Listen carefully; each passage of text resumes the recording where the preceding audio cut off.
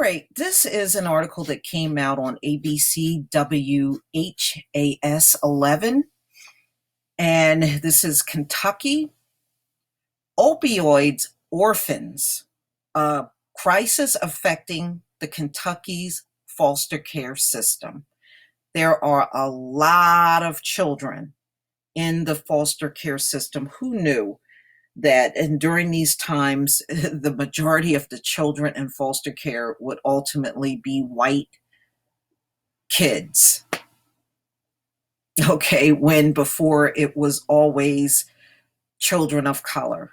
But that has changed dramatically since this drug plague has been impacting the country. So let's go ahead and play this video. Unintended but very real consequences of drug use in our recent times. The opioid crisis is stretching. Okay, I don't know why that didn't play.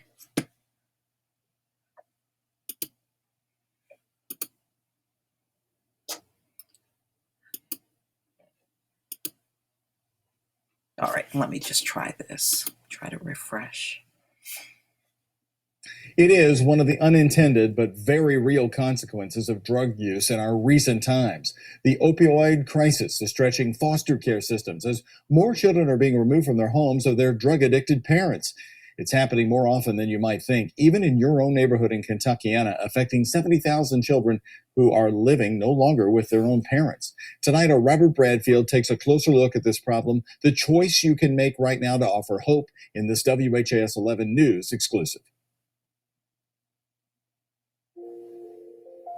Having children is a parent's greatest joy. It was for Neil and Lucy Payne, the proud parents of 6 kids, 3 biological, 3 adopted. We are busy. They started the adoption process 3 years ago. Skylar, Kiera, and Zaylin becoming permanent Payne family members earlier this year. Neil isn't just a husband and a dad. He's also a foster parent recruiter. He and his wife have fostered 14 children since 2013. I wish I could take them all in. I wish I had a place that I could, any kid that needed a home had a place to go. 5 years ago, 6,000 children were in the state's care. Today, there are more than 8,600 foster children. The increase due in large part by parents who have lost custody because of their addiction to opioids. The phrase opioid orphans becoming an all too familiar and common reality. When someone is struggling with addiction, that can override someone's ability to care for their child. Josh Swetnam is the foster care program manager at Louisville's Boys and Girls Haven, a nonprofit that provides a safe haven for children in state care. The crisis is big, and we have to have as many people involved to help fight the good fight. Since its start in 1948 through 2015, the Boys and Girls Haven found homes for more than 5,000 abandoned, abused, and neglected children. Last year alone, they served the needs of 1,034 kids. This is such important work because these children are our future. Swetnam has 2 adopted children, an 8-year-old boy and a 2-year-old girl. Swetnam says his daughter came from a family with a history of abuse. He knows there are other children with similar experiences that have not been given the chance to become part of a forever family. Even if someone has a heart to just support a young person who's in foster care, as a mentor, as a teacher, as a tutor, and certainly as a foster parent, we would love to have as many people as we can involved. A parent's drug addiction can happen well before their children become toddlers or teens. Doctors at Norton Healthcare's prenatal addiction program are treating more infants who experience drug withdrawals after birth, a consequence of the mother's drug use during pregnancy. We're going to have to reach a critical mass to get the kind of help and attention and support that we need to really address this crisis. It's called neonatal abstinence syndrome, and doctors estimate it affects 1 in every 200 births nationally. In Kentucky, doctors say it's even more prevalent, closer to 1 in every 100 births. Kentucky law does not require doctors to notify law enforcement if newborns are experiencing those withdrawals.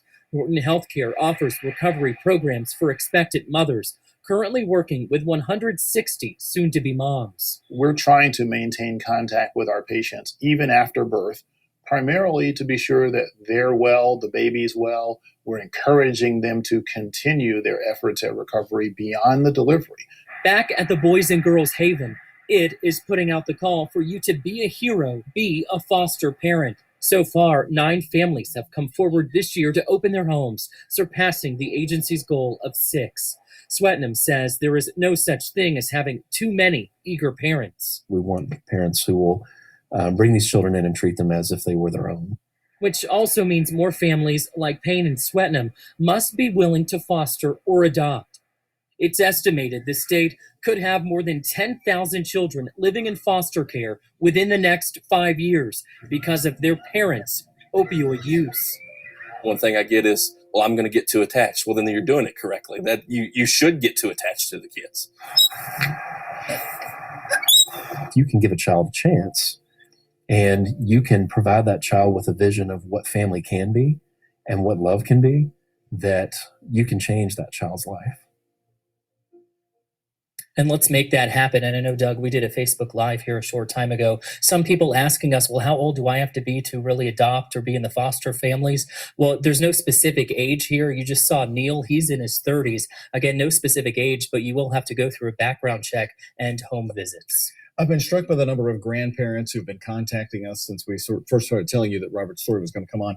Grandparents who were empty nesters, truly retired, jumped back in. And some are saying, look, we didn't expect to be parents again, but we are now raising these children for what, the next 15 years? Yeah, well, and they have 2 options: to either take their children as well or go ahead and move them onto the foster care system in the state system, and no parent or grandparent wants that. My best friend dealing with that as well, his mom now taking care of his sister's 2 young children because she did drugs when she was pregnant as well. So it's more prevalent than we'd like to see. And we also have contact information with some of these agencies on our website as well. And the financial drain, but you look past that. Yes, you have to. The love you have to get. All right. Thank you, Robert.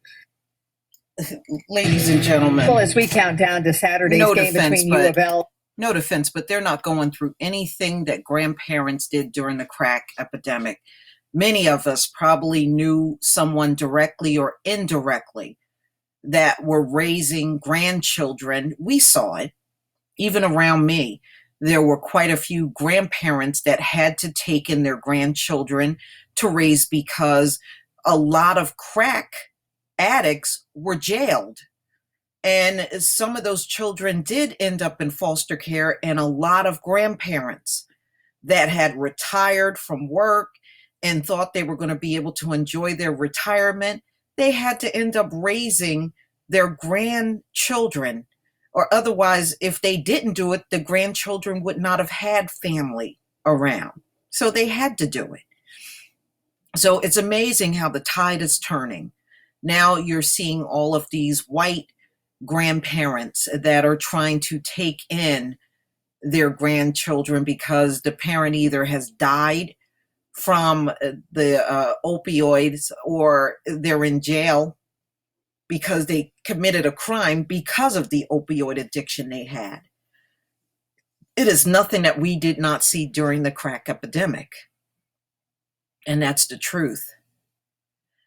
Now, this article goes into much of what was said on the video, so I'm not going to repeat this, but what I will do is leave the link to this article in the description box, and that way you can come out at your own leisure and read it for yourself.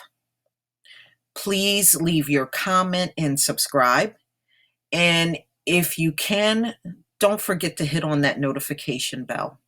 Peace, family.